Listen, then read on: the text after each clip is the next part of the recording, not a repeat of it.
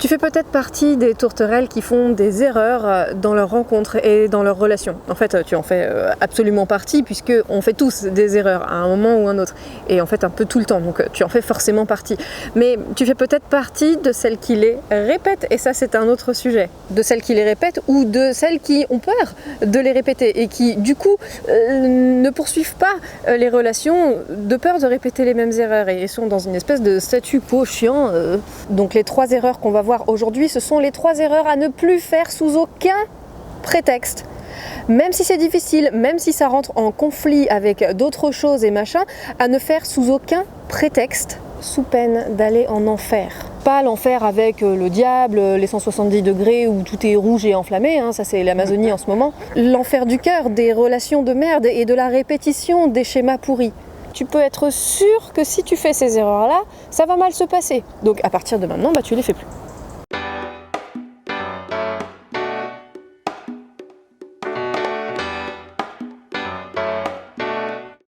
Je veux qu'à partir de maintenant, ne plus faire ces erreurs soit ta priorité. Sinon, comment tu veux qu'on s'en sorte? Bon, après, tu fais ce que tu veux, c'est juste que si tu fais ça et que ça marche pas, tu viendras pas te plaindre. Bon alors oui, je vois quand même venir la suite. Si tu fais ces erreurs et donc que ça se passe mal, ce sera pas une raison pour se flageller. Hein. Ça c'est presque la 4e erreur à pas faire. Ce sera le moment pour observer, prendre du recul et prendre des décisions pour la fois d'après. C'est tout.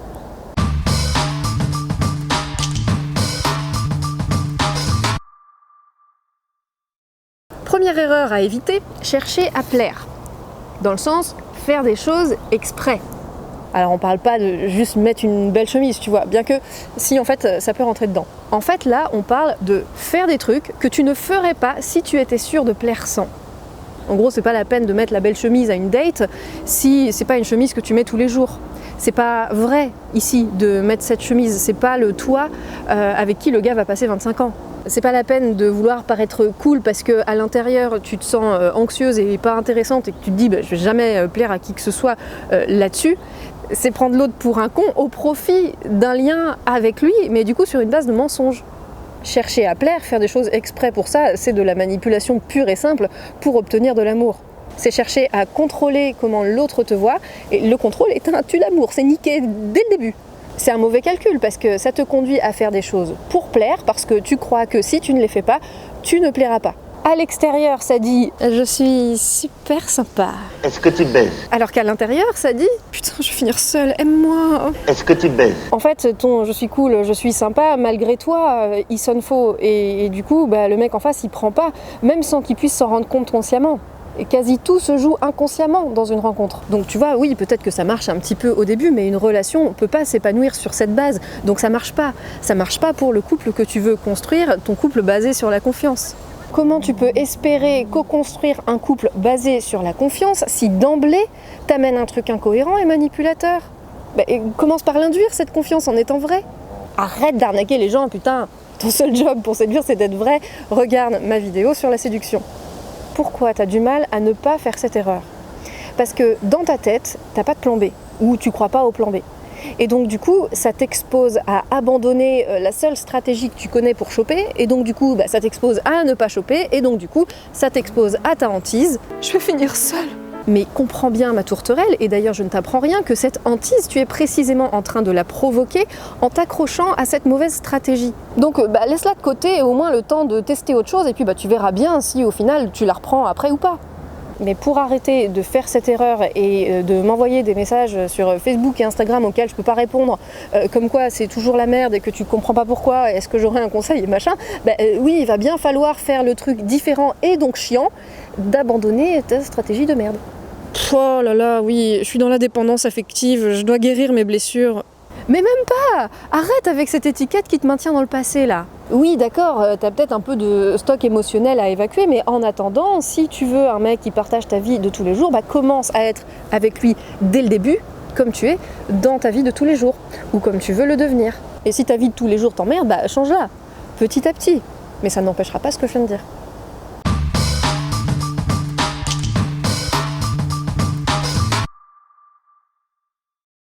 Deuxième erreur, s'adapter. Alors en général, si tu fais la première, tu fais aussi la deuxième, mais pas forcément. Donc du coup, on va la prendre à part. Comme j'ai déjà fait une vidéo sur les concessions, on va pas épiloguer là, hein, va la voir si c'est pas déjà fait.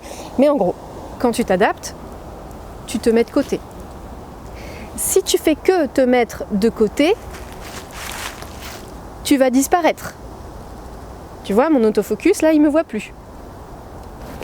Comme tu n'as pas envie de disparaître, à un moment, ton ego, ton système de protection va faire en sorte que tu ne disparaisses pas. Sauf que selon ton niveau de compétence, qui est quand même pas ouf si tu en es au point de te laisser disparaître, ton ego, il va te protéger en mode automatique et donc n'importe comment, comme peut-être en explosant de colère, par exemple. Ton mec comprendra rien, il va se sentir attaqué par ta défensive et pouf, on va tomber dans le ravin. Les 4 cavaliers de l'Apocalypse. C'est la vidéo la plus vue de ma chaîne, elle est volontairement caricaturale, mais dis-toi que même si tu ne vas pas jusque-là, on a très vite de tomber dans ces nuances plus subtiles à partir du moment où tu commences à t'adapter. Donc tu t'adaptes une fois si c'est nécessaire, mais alors du coup, tu fais ça bien, c'est-à-dire que tu communiques à l'autre très clairement que ça ne sera pas une constante et que la fois d'après, vous vous appliquerez à trouver un compromis si ça n'a pas été possible cette fois-là. À la rigueur, une deuxième avec une très grande vigilance, mais pas 3 quoi. À partir de 3, tout le monde est foutu. Pourquoi tu as du mal à ne pas faire cette erreur? Parce que tu es tellement terrorisé de déplaire, de provoquer un conflit, d'être abandonné, que quitte à être abandonné, tu t'abandonnes toi-même, parce que là au moins tu as le contrôle. Et donc là c'est pareil, hein, pas besoin de faire une thérapie lourdingue de guérison des blessures pour guérir ta blessure d'abandon. Arrête de t'abandonner toi-même. Tu as arrêté de t'abandonner toi-même, même si ça veut dire que cette relation dysfonctionnelle est terminée. Ouf, voilà. Même pas besoin de thunes. Et quand tu t'adaptes comme ça, tu t'abandonnes, donc tu l'empires, ta blessure d'abandon. L'autre, il va te traiter exactement comme tu te traites. Donc c'est pas étonnant à partir de là que tes relations elles soient pourries. Donc voilà, même si c'est pas toujours simple et évident, puisqu'apparemment ça arrête beaucoup d'entre vous qui sont en recherche de solutions de facilité, mais on n'a rien sans rien, eh bien tu appliques la vidéo des compromis et on n'en parle plus.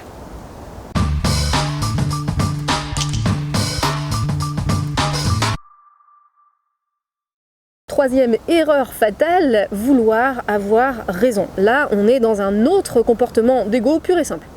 C'est-à-dire que là, il s'agit de protéger mon image de moi, mon sentiment d'être une bonne personne, comme s'il devait y en avoir qu'une seule dans l'histoire. On a 2 points de vue qui divergent et pour une raison bizarre, on croit qu'il n'y en aurait qu'un seul de valide. Enfin, bizarre, oui et non, parce que l'ego, il veut juste nous maintenir dans ce qu'il connaît parce que c'est sécurisant. Donc l'ouverture sur le nouveau, la remise en question, tout ça, c'est pas trop son truc, c'est perçu comme une menace. Sauf que la menace, elle n'est pas dans l'autre point de vue, elle est dans la fermeture que ça génère, dans l'attachement à qui je crois être, dans l'impératif de me raconter que je suis bon, je suis valide.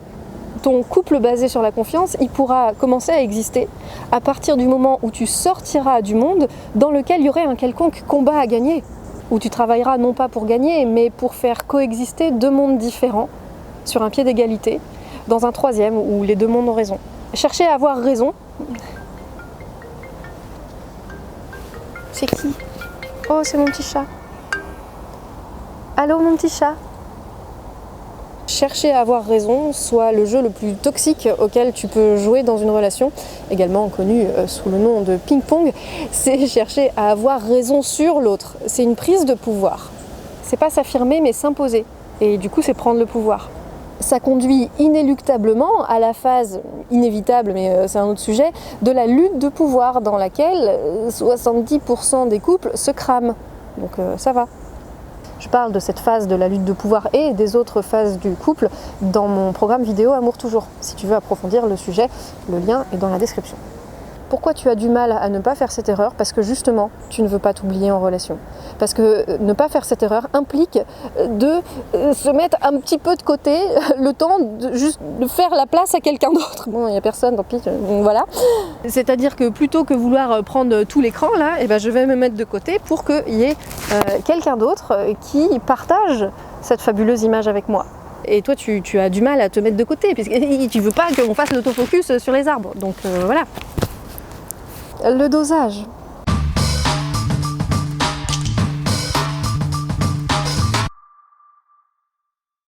Franchement, si tu fais ces 3 choses-là, c'est-à-dire ne plus faire ces erreurs, tu pars sur une base qui va transformer ta vie. Et ne me dis pas, oui, c'est facile à dire, mais pas facile à faire.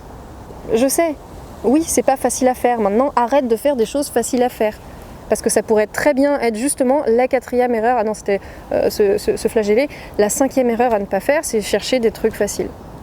Si tu veux progresser et vivre des relations qui sont à un niveau au-dessus, bah va falloir faire des choses qui sont à un niveau au-dessus. Vivre des relations qui mènent nulle part pendant 15 ans, c'est dur aussi, hein. Donc choisis ton dur.